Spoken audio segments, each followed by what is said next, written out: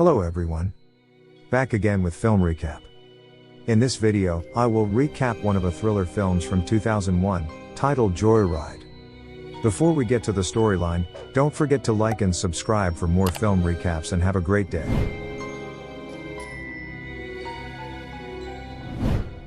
At the beginning of the film, we are shown a man named Lewis who was on the phone with his girlfriend, Venna.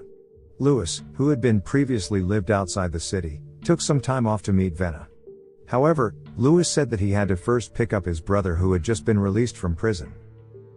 The journey began on the same day that Lewis bought a second-hand car that he had been dreaming of for a year.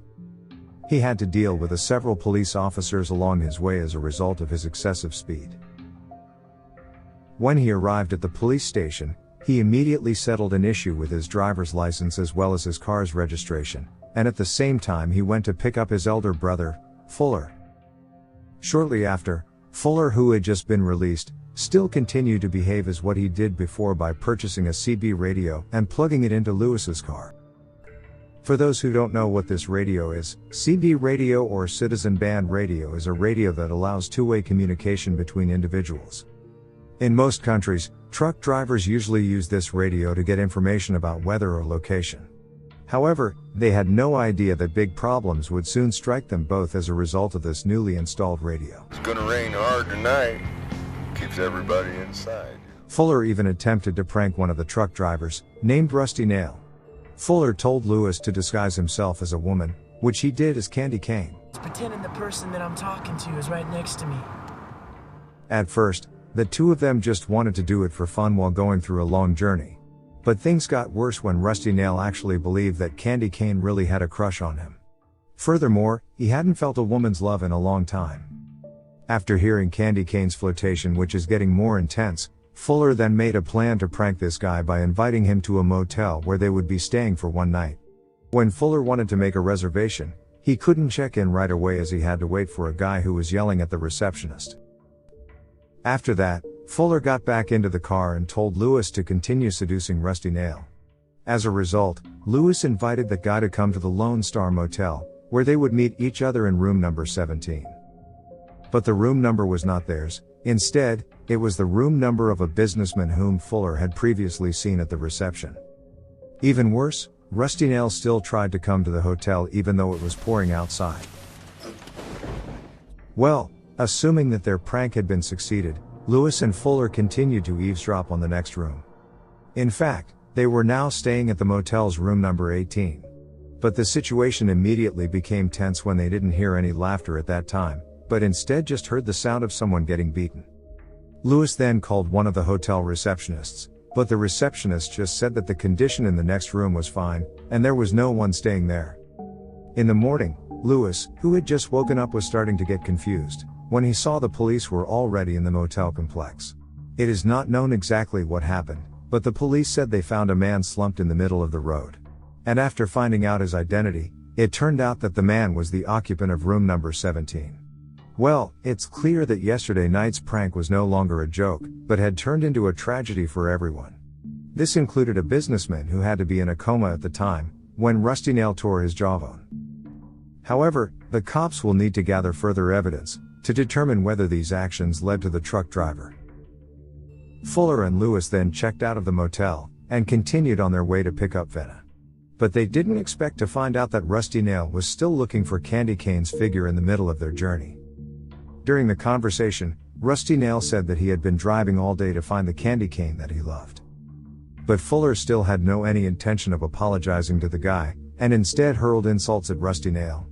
As a consequence, the situation became even worse, once they found that the guy had been following them since the afternoon. At the same time, the car's gasoline supply was running short, therefore they needed to dodge him as fast as possible by making a sharp turn. Fortunately, there is a petrol station along the way, which Fuller took advantage to refuel the gas. Meanwhile, Lewis went inside the small store to call the cops and report that they were trapped at a petrol station. And it seems that Fuller saw a man who had just arrived at the location. The man made suspicious movements as he approached the mini market, while carrying a baseball bat with him. Lewis, who saw him, was forced to leave the mini market as soon as he spotted him. Following that, their suspicions was true when the mysterious truck driver was following them. Lewis had no other choice but to just break through any dark road until he didn't realize it was a dead road. No. Plus, that truck driver was already in the back of their car, and he rushed over to Lewis and Fuller.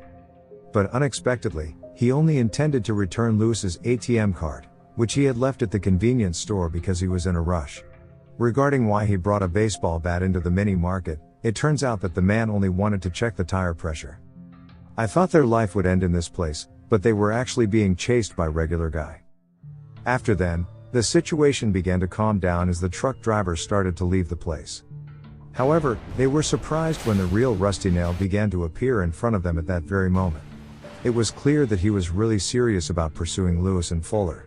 So there wasn't much they could do at that point, other than dodge as fast as they could before they crash into a tree. In the end, they were unable to stop Rusty Nail since he intended to pin them with his jumbo vehicle. Fuller then tried to apologize at that very moment, and Rusty Nail ended up to go away from the place.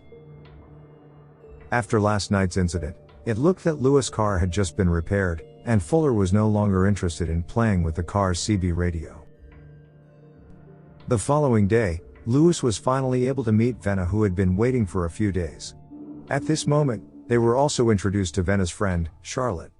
But Charlotte can't go on vacation with them since she already has a date with another friend. Lewis and Fuller couldn't act weird anymore with Venna's presence, because they didn't tell her about what had happened to them before. Fuller, who thought that the situation had returned to normal, tried to invite Lewis and Venna to have a drink at a bar which is just close to their motel. Once they started to get drunk, Venna was harassed by several men who seemed to have bad intentions towards her. At that point, Lewis immediately appeared to beat that guys, and Fuller then invited them both to leave the place. When Lewis arrived at the motel, it seemed that he was tired and he fell asleep right away. Well, Fuller took this opportunity to approach Venna, who was alone in the room without Lewis noticing it, and he started flirting with Venna. At the same time, Lewis had to wake up from his sleep after he got a call from the hotel receptionist. And when the phone was picked up, the voice didn't come from the hotel receptionist, but from Rusty Nail. Lewis, who was panicked, went straight to Venna's room, and he didn't care anymore that his brother was alone with his girlfriend. But most importantly, Lewis managed to tell Fuller that Rusty Nail was starting to have an interest in his own girlfriend, Venna. They rushed out of the hotel when they realized what had happened, unsure of where they wanted to go at this late hour. But it turned out that Rusty Nail had also given them a code through a road sign, with the work look printed on it. Therefore, Fuller pulled over to the side of the road, and the three of them immediately got out of the car to check the rear trunk. It's not known exactly how, but Rusty Nail has put back a CB radio that Fuller had thrown away. He did it in order to communicate with them via the radio. Venna, on the other hand, had no idea of what was going on. But she started to understand once she heard the screams of his own friend, Charlotte. They immediately realized that Charlotte had been kidnapped by Rusty Nail. Plus, the three of them are prohibited from reporting that incident to the police. At this point, Fuller, Lewis and Venna were told to come to a rest stop and follow his next directions, which he would explain later. This instruction turned out to be exclusively for Fuller and Lewis, who were told to enter one of the dining rooms completely naked this time. Rusty Nail seems to be attempting to offer a deterrent effect to both of them, by telling them how it feels to be embarrassed by others. Obviously, this action relates to Rusty Nail himself, who was embarrassed after previously entering the men's room, which is the businessman's room. It didn't stop there. The three of them were told to come again to a place that was far from the town. As can be seen, Rusty Nail chose to meet them in an area that is entirely surrounded by cornfields. At this point, they realized that Rusty Nail really did want to run them over with his big truck. After seeing that truck was speeding towards them, they immediately ran into the cornfields. They were forced to split from one another at this time, which would be an opportunity for Rusty Nail. In the end, Venna was kidnapped by that man, and Lewis's only car was found on fire after the incident. Fortunately, Fuller and Lewis were still able to hear one piece of information, which they were both directed to come to a hotel named Medford, and visit one of the hotel rooms numbered 17. They quickly left the cornfield and rushed to steal one of a parked cars there. After Fuller succeeded to steal the car, they began to search for the location of a motel that had been mentioned by the truck driver. On the other hand, it was seen that Venna was already in a room being held captive by that man. As we can see, Rusty Nail seemed to have planned something that would kill Venna in an instant. He even deliberately called the police saying that a crime had just taken place at the motel. A few minutes later, Lewis and Fuller had arrived at the hotel Rusty Nail had mentioned, but they found no one in room 17. We can see that Rusty Nail was apparently just wanted to repeat a prank that the two of them had done before. Moreover, the room number is also exactly the same, and Rusty Nail was in room number 18. Fuller then planned to enter the room through the back door secretly without the man's notice. However, the truck driver had already predicted Fuller's movements, and Fuller had to be thrown out of the room.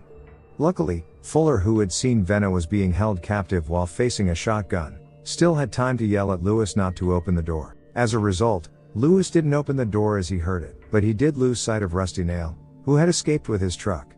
Not long after that, the police arrived at the motel, where their arrival was greeted by the death of the hotel receptionist.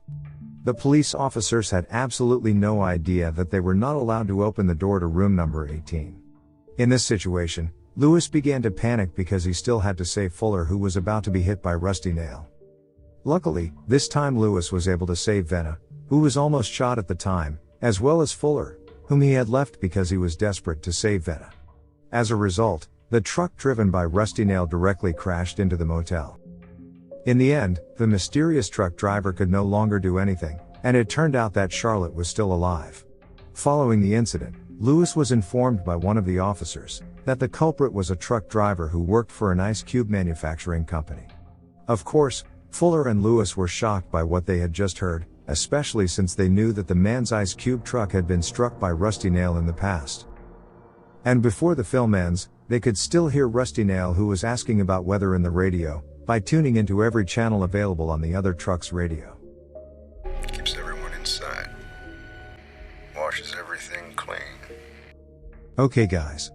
That's all the recap for Joyride 2001. Thanks for watching. See you again in the next video.